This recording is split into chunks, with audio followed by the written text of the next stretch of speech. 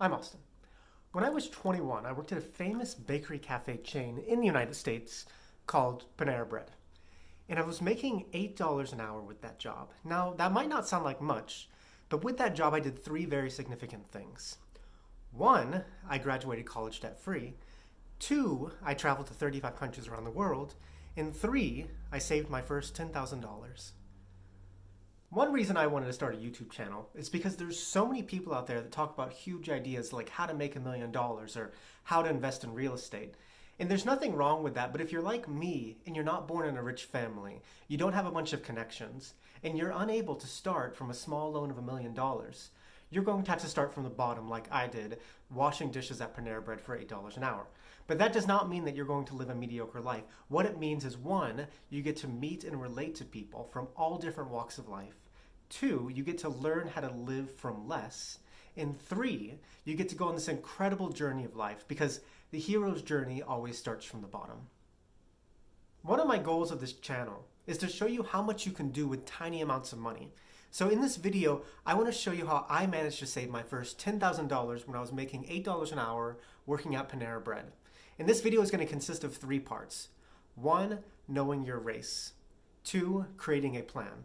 And three, my $10,000 saving strategies. So let's start with part one, and that's knowing your race. Life is kind of like running a marathon, but in the marathon of life, the reality is we don't all start at the same point. Some people might start at mile zero, other people might start 10 miles behind of everyone else, and some people might start 10 miles ahead of everyone else. That's the reality of life, and it's not fair.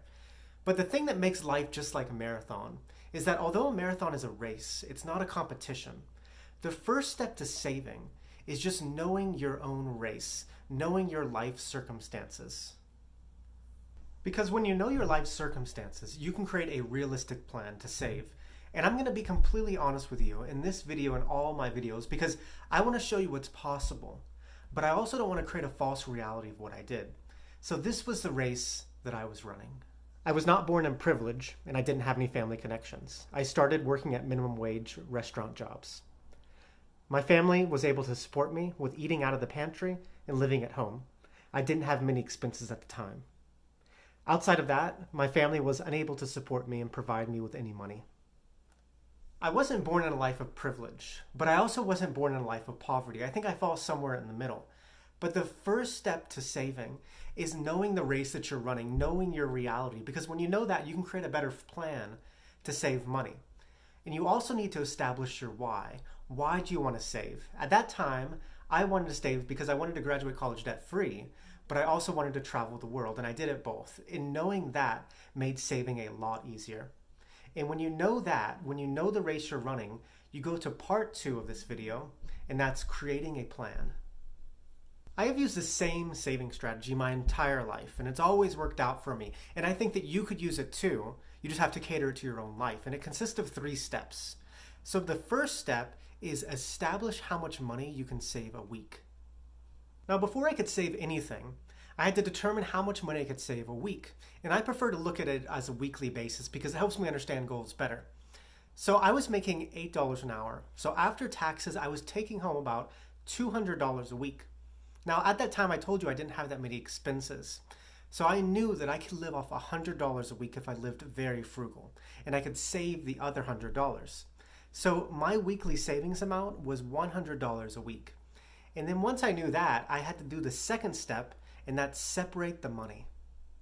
Now, I'm sure you know this, but banks have things called checking accounts and savings accounts. And it's important to divide up your money between accounts because when you do that, you know which money is for saving and which money is for spending. Whenever I'd make $200 a week, the first thing that I would do is I would put $100 in my savings account and then keep $100 in checkings. And that way I knew which money was for saving and which money was for spending. And this strategy has always allowed my account to increase over the years. So let me show you what my account looks like right now. This is a chart of my current account growth over the last 2 years. And if you see, it has steadily gone up for the last 2 years. And this is because I always divide up my money the second I get it. Part of it goes to my checking account for spending, and the other part goes for saving and investing for growth. Now, there are no surprises with math. If you do this strategy or constantly saving money, your account should always be increasing. Your checking account will fluctuate because you're going to be spending that money, but as long as you don't take money out of your savings account, it will always be growing. And the third step of this is consistency and patience. If you're consistent and patient with money, it will always pay off. It takes a very long time to save $10,000 when you're only making $8 an hour, but it is possible. I did it. I think it took me about 3 or 4 years to do. And those are my 3 steps to saving, and it's really that simple. I think that money is extremely easy. It's just people that make it complicated. All you have to do is determine a weekly amount to save, separate your money, and be consistent and patient. All I knew at that time was how to make $8 an hour. I didn't know anything else. So instead of trying to get this big idea that would make me $10,000, I said, I know how to make $8 an hour. How can I do it? What's the equation? And I did it. And the third part of this video is my $10,000 saving strategies. Now, I think the problem that most people have with money is not that they're not making enough, but they're spending too much. So in the third and final part of this video, I want to share my strategies that I use to cut my spending, keep my expenses low, and save as much money as possible. So the first strategy is that it is $10,001 decisions, not one $10,000 decision. Normally when somebody talks about making $10,000, it's from one single occasion. But for me, I didn't know how to make $10,000 from one single decision, but I knew how to save $1. So every single purchase that I made in my life, I was always trying to save $1. And when you do that 10,000 times, you have $10,000. And the next strategy is take advantage of your resources. Regardless of who you are or whatever your life circumstances are, you have some resources in your life, like friends or family. My biggest resource during that period of time was my family because they allowed me to stay at home and eat out of the pantry. And that one single resource in the period of 4 or 5 years added up to about $50,000 or $60,000. So know your resources and take advantage of them. And the third strategy is know the intangible currencies. In a past video, I talked about the currencies outside of money. And if you haven't seen that video, I'm going to link it down in the description. But basically, I talked about how your character is a type of currency. If you're nice to people, people want to help you. If you're a jerk to people, people won't want to help you. The way you talk and the way you treat other people is a type of currency. And the fourth strategy is cut all unnecessary spending. Now, there are only 3 things that you really need in this world, and that's food, water, and a roof over your head, and the occasional set of clothing. But everything else beyond that is just optional. So if you can understand the difference between a want and a need and cut out all unnecessary spending, you will save so much money.